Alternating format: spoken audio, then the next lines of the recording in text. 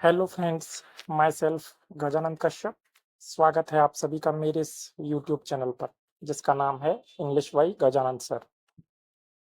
तो हमारी जो आज की क्लास है इसमें हम नाउन की काफ़ी सारी प्रैक्टिस करने वाले हैं।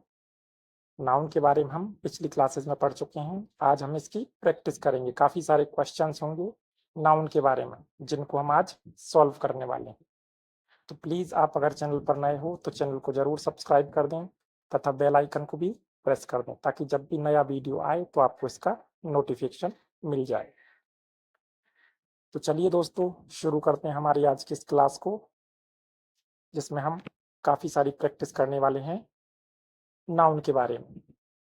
तो हमारा जो पहला क्वेश्चन है वो है नाउन रिफर्स टू, यानी कि संज्ञा किस चीज़ का उल्लेख करती है, किस चीज़ के बारे में बतलाती है।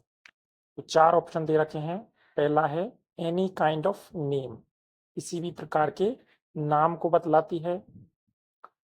दूसरा ऑप्शन है एनी काइंड ऑफ वर्क, या फिर किसी प्रकार के काम को बतलाती है, यानी कि काम के एक प्रकार को बतलाती है। थर्ड ऑप्शन है एनी काइंड ऑफ क्वालिटी, किसी प्रकार के गुण को बतलाती है। या फिर चौथा जो ऑप्शन दे रखा है वो है any kind of location. Location बोलते हैं स्थिति को, जगह, या फिर किसी स्थिति या जगह के बारे में बतलाती है।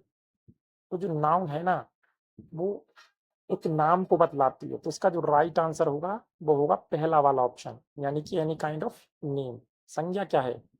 किसी व्यक्ति, वस्तु, स्थान, जगह, कोई भी क्वालिटी, इन सब के नाम को ही तो कहा जाता है। तो इसका राइट आंसर होगा पहला ऑप्शन, यानी कि एनी काइंड ऑफ नेम। संज्ञा जो है वो किसी भी प्रकार की नाम को बतलाती है। हमारा जो नेक्स्ट क्वेश्चन है वो है how many types of noun are there, यानी कि संज्ञा कितने प्रकार की होती है। इस क्वेश्चन में हमें नाउन के टाइप्स बतलाने हैं। तो हम पिछली क्लासेस में पढ़ चुके हैं नाउन जो होती है वो कितने प्रकार की होती है। तो इसमें ऑप्शन दे रखे हैं 6 प्रकार की, पहला ऑप्शन। सेकंड जो ऑप्शन है उसमें दे रखा है 7 प्रकार की। सी वाला जो ऑप्शन है उसमें दे रखा है 8 प्रकार की। और लास्ट वाला जो ऑप्शन है उसमें दे रखा है 5 प्रकार की। तो हम पिछली क्लासेस में पढ़ चुके हैं कि नाउन जो होती है ना वो 6 प्रकार की होती है। अब वो 6 कौन कौन से प्रकार हैं तो चलिए उनके भी नाम आपको बताता हूँ। पहला है प्रॉपर नाउन, यानी कि व्यक्तिवाचक संज्ञा। दूसरा है कॉमन नाउन, यानी कि जातिवाचक संज्ञा। तीसरा है एब्स्ट्रैक्ट नाउन, यानी कि भाववाचक संज्ञा। चौथा है मेटेरियल नाउन, यानी कि पदार्थवाचक संज्ञा। और पांचवा है कंपाउंड नाउन, यानी कि संयुक्तवाचक संज्ञा। और एक ऑप्शन और है। तो ये 6 प्रकार की संज्ञाएं होती हैं। तो इसका जो राइट आंसर है वो है पहला वाला ऑप्शन, यानी कि 6 प्रकार की होती हैं संज्ञाएं। इसके बाद हमारा जो नेक्स्ट क्वेश्चन है वो है Gitanjali is written by world poet Tagore, यानी कि गीतांजलि जो है वो एक रचना का नाम है जो कि रविंद्रनाथ टैगोर ने लिखी थी। तो गीतांजलि जिसे वर्ल्ड पोइट टैगोर के द्वारा लिखा गया है।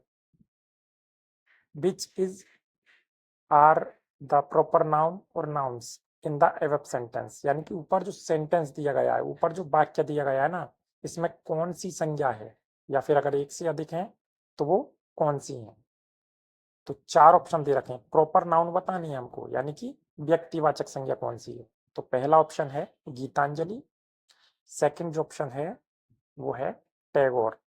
रविन्द्रनाथ टैगोर जो थे बहुत ही महान पोइट थे, तो दूसरे ऑप्शन पर टैगोर दे रखा है। थर्ड ऑप्शन पे है रिटर्न।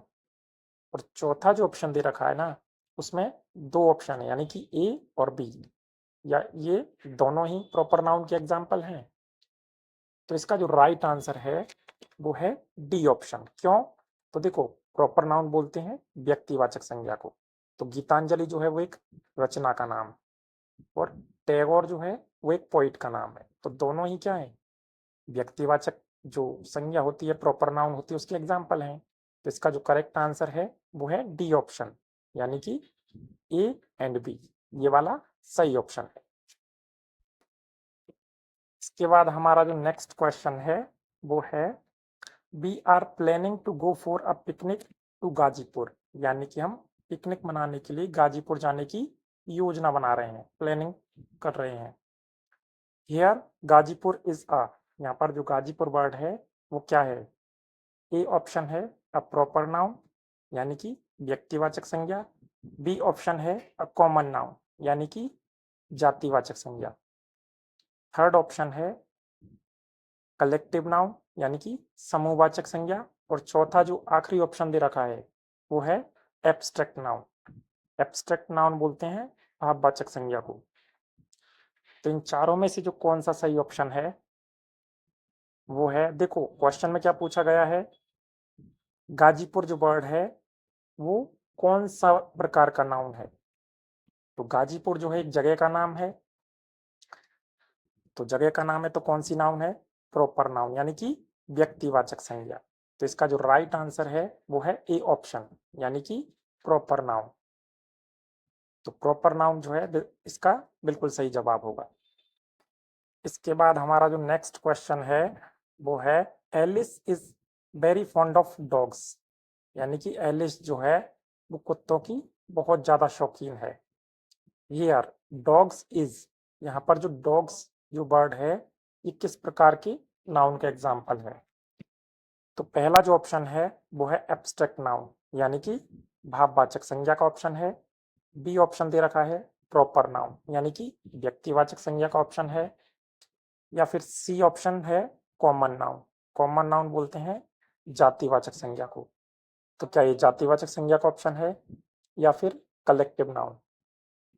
कलेक्टिव नाउन बोलते हैं समूहवाचक संज्ञा।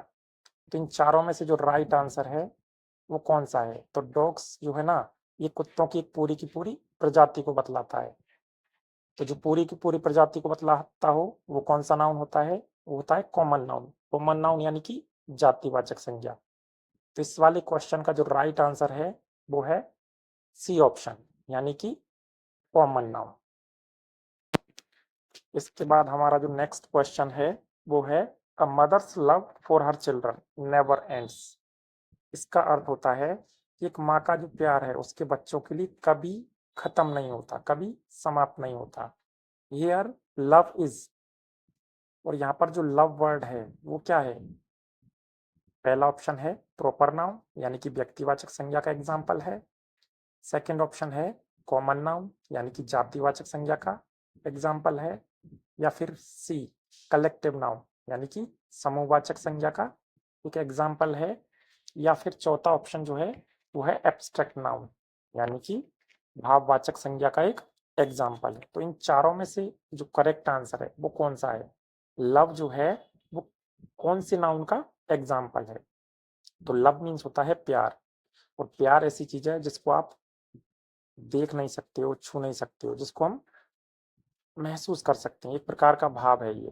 तो इसका जो राइट आंसर है वो है चौथा ऑप्शन, यानी कि एब्स्ट्रैक्ट नाउन। तो इसके बाद हमारा जो नेक्स्ट क्वेश्चन है वो है both my brothers are looking for a, फिर खाली स्थान दे रखा है, यानी कि मेरे दोनों के दोनों जो भाई हैं वो तलाश कर रहे हैं किस चीज की? क्या आएगा इसमें राइट आंसर क्या होगा? पहला ऑप्शन है आइडिया, यानी कि एक विचार। बी ऑप्शन है इम्प्रूवमेंट, यानी कि सुधार। इसके बाद तीसरा जो ऑप्शन है वो है अकोमोडेशन। अकोमोडेशन बोलते हैं रहने का स्थान या जगह। और चौथा ऑप्शन है अ जॉब। जॉब मीन्स काम। देखो ये आर्टिकल दे रखा है खाली स्थान से पहले, तो आइडिया आएगा नहीं, इम्प्रूवमेंट आएगा नहीं, अकोमोडेशन आएगा नहीं। तो इसके अकॉर्डिंग कौन सा ऑप्शन सही होगा? जो चौथा ऑप्शन दे रखा है, यानी कि जॉब जो वर्ड है वो इसमें राइट आंसर है। तो both my brothers are looking for a job, यानी कि मेरे दोनों के दोनों जो भाई हैं वो एक जॉब की तलाश कर रहे हैं। तो इसका जो हमारा राइट आंसर है वो है डी ऑप्शन, यानी कि जॉब जो वर्ड है वो इसका बिल्कुल करेक्ट आंसर होगा। तो दोस्तों ये थी हमारी आज की क्लास, जिसमें हमने काफ़ी सारे क्वेश्चंस को सॉल्व किया था जो कि नाउन से रिलेटेड थे। और ये सारे के सारे क्वेश्चंस काफ़ी इंपॉर्टेंट हैं। वीडियो अगर आपको अच्छा लगा हो तो प्लीज़ चैनल को ज़रूर सब्सक्राइब करें, वीडियो को लाइक करें, शेयर करें, कमेंट करें। मिलते हैं दोस्तों नेक्स्ट वीडियो में, तब तक के लिए अपना ख्याल रखें। टेक केयर दोस्तों, बाय फ्रेंड्स।